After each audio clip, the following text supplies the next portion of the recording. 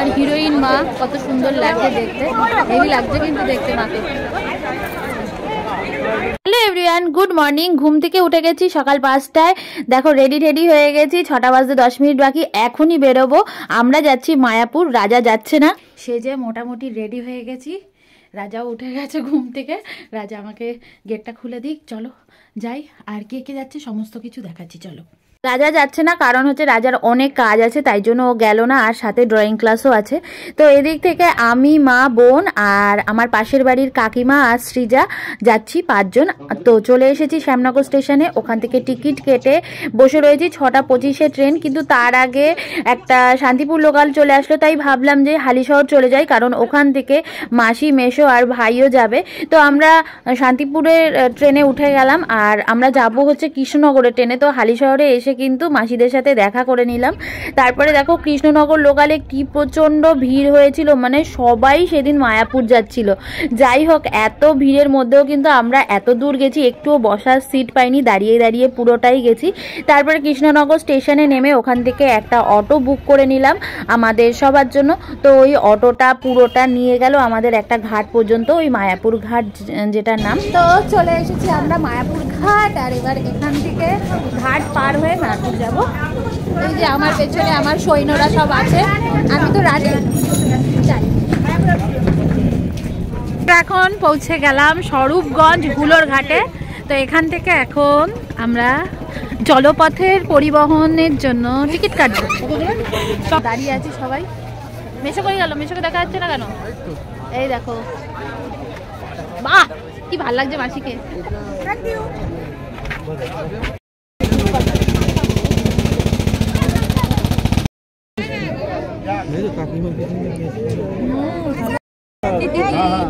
মোবাইলটা সাবধানে রাখ। ওরা গঙ্গা, এটা গঙ্গা যমুনা দুটো দেখবে একটাই যাবে, জল দেখে ভাগ হয়ে যাবে। গঙ্গা যমুনা বললে না, এখানে দেখা যাবে নাকি ভাগ? সামনে দিকে তাকা, ওই দিকটা দেখা যাবে। হবে মিলে গঙ্গা হয়ে যাবে, দেখতে একই লাগছে। না না, ভাগ আছে, আমি এর আগে এসে দেখেছি। এই তো ভাগ, ওই ঘাটটা দিয়ে এই তো এটা জলটা আলাদা হয়ে যাবে। ওই এটা তো এখানে যাবে, দেখিস পড়ে না যায়। খাওয়া মাসি, পিটাই পরোটা, পিটাই পরোটা।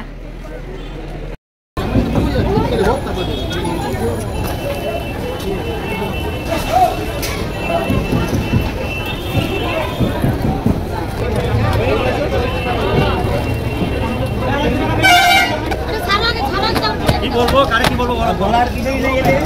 হ্যাঁ, নিয়ে যাবে, কারে কি বলবো বলো।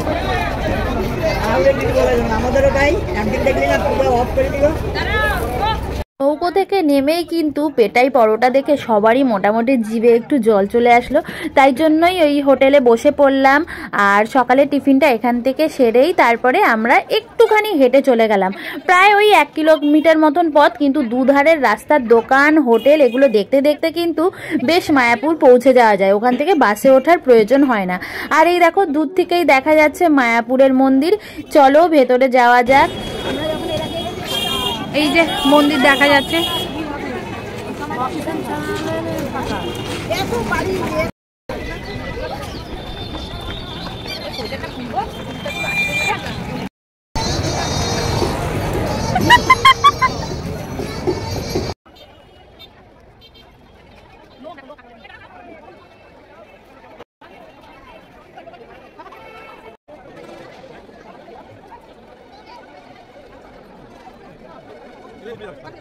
লাইন দিয়ে দাঁড়ানোর পরে এখন আমরা কেটে নিয়েছি কুপন। তো চলো, কুপন কাটা হয়ে গেছে, আর মারা এখানে বসে আছে, ওদের দেখাই। ওরা এখন রেডি হচ্ছে, আমি তো রেডি হওয়ার সুযোগই পাচ্ছি না, ওরা চুল টুল আছড়ি একদম রেডি হচ্ছে। ঢুকে গেছি মায়াপুরের মন্দিরের ভেতরে, আর আমাদের কুপনও কাটা হয়ে গেছে। তো এখন সবার জন্য দাঁড়িয়ে অপেক্ষা করছি, ওরা আসুন, তারপর আমরা সামনের দিকে এগিয়ে যাবো। চলো।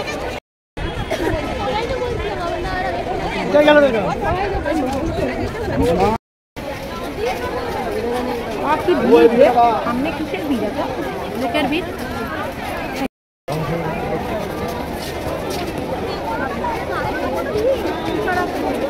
দেখি সামনে সিঁড়ি আছে।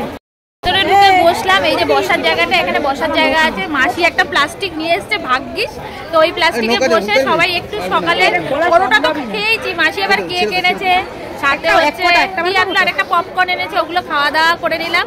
আর সাথে দেখো লেবুও এনেছে, দাঁড়াও লেবুটা দেখাচ্ছি। আর এই দেখো লেবুও এনেছে। লেবু এখন খাবো না, লেবু দুপুরবেলা খাবো, ঠিক আছে? এই যে মাসি লেবু খাবে এখন। মা কি খাচ্ছ? এই দেখো মা পপকর্ন খাচ্ছে, ভাই জল খাচ্ছে, সিজা লেবু নিয়ে ক্যাচ ক্যাচ খেলছে। মনটা সাজগোজ নিয়ে ব্যস্ত না। এই যে কাকিমা বসে আছে পেছনে, মেশো হরে কৃষ্ণ করছে।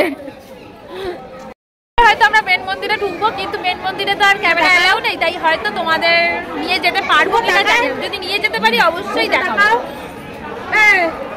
ও এই যে মন্দির কি সুন্দর লাগছে দেখতে, কত লোক, কত ভিড়, কত লোকজন, সুন্দর লাগছে দেখতে এখান থেকে। সামনে থেকে তো আমরা পেটাই পরোটা খেয়েছিলাম, তারপরে এই যে মাসি কিছু খাবার নিয়ে আসলো, সেগুলোও খেলাম।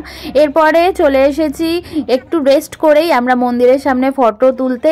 আর আমরা এখন কিন্তু দুখানা মন্দির দর্শন করব, তবে দর্শন করার আগে চলো একটু সামনে দাঁড়িয়ে ফটো না তুললে কি করলাম। তো যাই হোক, একটু আমরা সবাই মিলে ফটো তুলে তারপরে কিন্তু মন্দিরে যাব। কিন্তু প্রত্যেকটা মন্দিরের ভেতরে তো ক্যামেরা অ্যালাউ নেই, তাই তোমাদেরকে কিন্তু একদমই আমি মন্দিরের ভেতরগুলো দেখাতে পারবো না। আর যেইটুকুনি দেখাচ্ছি সেইগুলো সমস্তটাই বাইরের অংশ। যাই হোক, একটা মন্দির দর্শন হয়ে গেছে। এরপরে আমরা দেখো চলে এসেছিলাম এই যে এই বেড়ার ঘরগুলো, এগুলোও কিন্তু ভাড়া দেওয়া হয়। আর এই বেড়ার ঘরগুলোর ভাড়া কিন্তু খুবই কম, অফলাইন অনলাইন দুটোতেই কাটা যায়, তবে বলবো যে অনলাইনে কাটলে তোমরা পেয়ে যাবে তাড়াতাড়ি। যাই হোক, এরপরে আমরা চলে যাচ্ছি আমরা যেখান থেকে টিকিট কেটেছিলাম খাবার জন্য। এখানে কিন্তু আরও দুখানা কাউন্টার ছিল, গদা ভবন, আরও দুখানা ভবন, কিন্তু এখন আমি তোমাদের ওই ভবনগুলোর নাম বলতে পারছি না। ওই 170, 80, 60 এরকমের মধ্যেই কিন্তু আরও একটা জায়গা ছিল যেখানে কিনা একদম ফ্রিতে খাবার দিচ্ছিল।